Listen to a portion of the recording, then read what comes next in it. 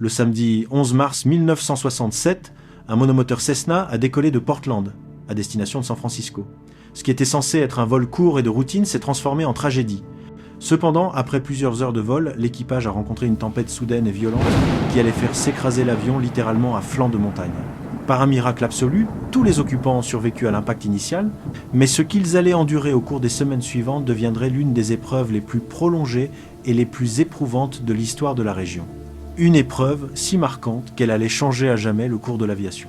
Ceci est leur histoire terrifiante, et comme toujours, la discrétion du spectateur est conseillée. Alvin Oyen était l'heureux propriétaire d'un Cessna 195. C'était un modèle plus ancien, mais étonnamment élégant, un quadriplace, loin des Cessna plus carrés d'aujourd'hui. Mais pour Alvin, la véritable valeur de l'avion ne résidait pas dans son apparence, elle était dans ce qu'il contenait et ce qu'il lui permettait de faire. Alvin était à la tête d'une famille recomposée avec son épouse, Phyllis. Phyllis avait une fille d'une précédente union, Carla, et Alvin avait des fils adultes de son côté. L'un de ses fils, Alvin Jr., devait faire une escale à San Francisco. C'était l'excuse parfaite pour Alvin et sa famille d'y prendre l'avion pour lui rendre visite.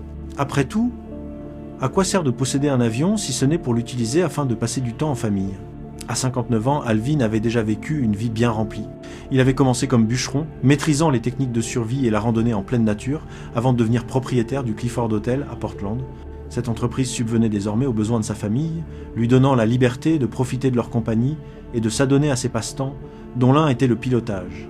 Les témoignages le décrivent comme un homme très méticuleux concernant son avion, insistant pour effectuer lui-même le nettoyage et une grande partie de l'entretien. Phyllis, 44 ans, diplômée en soins infirmiers de la Northwestern University, accompagnait Alvin. Leur fille, Carla, 15 ans, était la moins enthousiaste à l'idée du vol. Elle aurait préféré passer le week-end avec son petit ami. Cependant, l'emploi du temps chargé d'Alvin Jr., pilote pour Delta Airlines, signifiait que les occasions de le voir étaient rares. Ainsi, le samedi 11 mars 1967, ils ont décollé pour San Francisco. Malheureusement, malgré l'expérience d'Alvin en pleine nature et sa réputation de pilote prudent, la trousse de survie familiale a été oubliée. Qu'elle ait été oubliée dans la hâte de retrouver Alvin Jr. ou simplement négligée, cela ne semblait pas grave à l'époque. C'était un itinéraire court et familier qu'Alvin avait parcouru de nombreuses fois. Mais il est difficile d'imaginer à quel point cette omission allait bientôt se révéler terriblement malchanceuse. À mi-chemin du vol, Alvin a établi un contact radio de routine près de Medford, Oregon, à environ 5 miles à l'ouest de la ville. Leur prochaine étape était la ville de Red Bluff pour faire le plein, avant la dernière étape de leur voyage de 860 km jusqu'à San Francisco.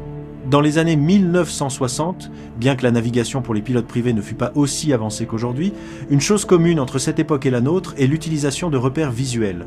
Même maintenant, de nombreux pilotes utilisent les autoroutes, les rivières, les voies ferrées et d'autres points d'intérêt comme guides visuels, de simples lignes à suivre.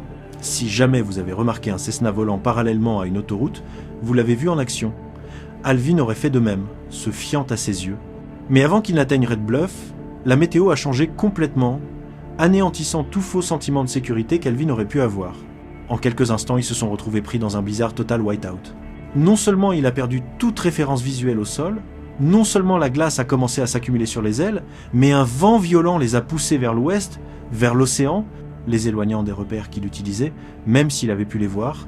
C'est l'une des pires situations qu'un pilote civil puisse affronter, responsable de près de la moitié de tous les accidents de l'aviation civile. C'est ce que l'on appelle le VFR into IMC vol, selon les règles de vol à vue, dans des conditions météorologiques de vol aux instruments. En substance, cela signifie voler en visibilité nulle en s'appuyant uniquement sur des instruments, mais sans la formation adéquate pour cela. C'est la pire combinaison possible. Bien qu'Alvin ne fût pas inexpérimenté et ait fait de son mieux pour maintenir le cap, avec seulement le cap de la boussole et aucun repère visuel à l'extérieur des fenêtres, il n'avait aucun moyen de réaliser qu'ils avaient dérivé de plus de 20 km de leur trajectoire, se dirigeant droit vers les montagnes Trinity. Alors que les vents violents et la glace croissante poussaient Alvin et sa famille vers le sol, une montagne a surgi de la tempête juste devant eux. Alvin n'a eu d'autre choix que d'effectuer un atterrissage d'urgence brutal à flanc de montagne. Dans la grande majorité des cas, un tel crash se serait terminé de la pire des manières pour toutes les personnes impliquées. Mais au lieu de cela, miraculeusement, il a réussi à poser l'avion et tout le monde a survécu à l'impact. Grâce à un mélange d'habileté et de chance, Alvin a prouvé qu'il était bien plus qu'un simple amateur. Mais malgré leur survie initiale, leur épreuve ne faisait que commencer. Ils étaient désormais seuls, sans aucune idée de l'endroit où ils se trouvaient. Leur calvaire ne faisait que commencer. Alvin a subi un bras cassé et de multiples côtes écrasées. Phyllis était moins mobile, souffrant de fractures du poignet et de la cheville gauche.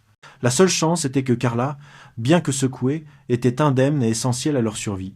En vérifiant l'avion, Alvin a découvert que les 2 radios étaient hors service. Ils étaient isolés. L'avion, renversé et aux fenêtres brisées, laissait entrer le froid. Sans la trousse de survie, qui contenait nourriture et pistolets de détresse, l'attente s'annonçait longue. Lorsque l'avion n'est pas arrivé à Red Bluff, une vaste opération de recherche s'est enclenchée, mobilisant l'Air Force et la Civil Air Patrol. La météo était terrible, et les sauveteurs ignoraient l'emplacement exact. Entre Medford et Red Bluff, la zone de recherche prenant en compte une dérive de 30 km couvrait plus de 7350 km² de terrain montagneux. L'avion s'était écrasé sur la face nord de Bully Chook Mountain, exactement 30 km à l'ouest de la trajectoire prévue. L'épave, cachée par des arbres et de fortes chutes de neige, était pratiquement invisible. Le lendemain, Phyllis s'est réveillée avec des engelures. Ils ont sagement rationné leur unique pique-nique, quelques sandwichs et 3 pots de gelée. Ils ont tenté de calfeutrer l'épave avec des vêtements, luttant constamment contre le vent. À San Francisco, Alvin Jr., ayant appris la nouvelle, s'est rendu à Redding et s'est porté volontaire pour les missions de recherche, tirant parti de son expérience dans l'US Air Force. Les jours passaient et la tempête persistait. Les vols de recherche étaient sporadiques. Au 3e jour, Carla a tenté de sortir, mais la neige et le manque de visibilité l'ont forcé à rentrer, lui coûtant ses chaussures. 5 jours après l'accident, la neige atteignait les aisselles. Réalisant que la nourriture était presque épuisée, Alvin, malgré ses blessures, a pris la décision de partir descendre le flanc de la montagne pour trouver de l'aide. Carla et Phyllis l'ont entendu crier qu'il avait traversé un ravin, puis le silence. Elles sont restées seules, attendant son retour. Alvin Jr. continuait ses recherches, faisant partie d'une équipe de 165 personnes. Malgré l'arrêt des recherches officielles après près de 600 heures de vol à la fin de la 2e semaine, Alvin Jr. a refusé d'abandonner, continuant de voler pendant 8 semaines. Pendant ce temps, Carla et Phyllis passaient le temps à faire fondre la glace pour boire et à écrire dans le carnet de vol que Carla utilisait comme journal. Elles y dressaient des listes de nourriture et de vœux. Le 30 avril, 2 mois après l'accident, Carla a écrit « C'est mon 6e anniversaire. J'espère que vous êtes contents, les équipes de recherche et de sauvetage. Vous ne nous avez pas encore trouvés. » Son vœu était qu'on les trouve. Seuls 2 jours de leur isolement ont été ensoleillés. Le 4 mai, la dernière entrée fut « C'est une journée brillante et dégoulinante. » Le calendrier s'est arrêté là, un message indiquant qu'elles étaient trop faibles pour continuer. Elles sont décédées peu après. Alvin Jr.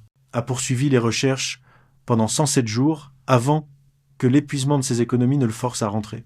En octobre, un chasseur, Floyd Bolling, a découvert l'épave, ainsi que les restes des 2 corps et le journal de Carla, Alvin Jr. Est revenu, a vendu le journal pour diffuser l'histoire de Carla et a cherché son père avec ses frères. Ce n'est que 2 ans plus tard, le 23 septembre 1969, que le corps d'Alvin a été retrouvé par 2 chasseurs de cerfs. La découverte a révélé l'intensité de sa lutte. Il était à seulement 40 pieds, 12 mètres de la route. Il avait fait une flèche au sol avec des branches pointant vers l'avion et avait accroché ses gants à un arbre. Des tentatives désespérées que personne n'avait remarquées. À vol d'oiseau, il avait parcouru seulement 400 mètres avant de mourir de froid.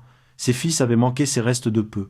Alvin Jr. a vivement critiqué les recherches, les jugeant désorganisées et mal préparées. Il a souligné que l'absence de balises de localisation d'urgence ELT, alors optionnelle, avait été fatale. Le journal de Carla a eu un impact majeur. Le sénateur Peter Dominic, ému par l'histoire, a présenté la loi de Carla visant à rendre les ELT obligatoires dans l'aviation civile. En décembre 1970, le président Nixon a promulgué la loi. Le journal de Carla et le sacrifice de sa famille ont indirectement sauvé des milliers de vies. Son récit tragique a mis un visage humain sur un problème qui fut enfin corrigé. Dites-nous ce que vous pensez de cette histoire dans les commentaires. Si ce contenu vous a marqué, abonnez-vous pour ne rien manquer et soutenez la chaîne en laissant un j'aime. On se retrouve pour notre prochaine vidéo.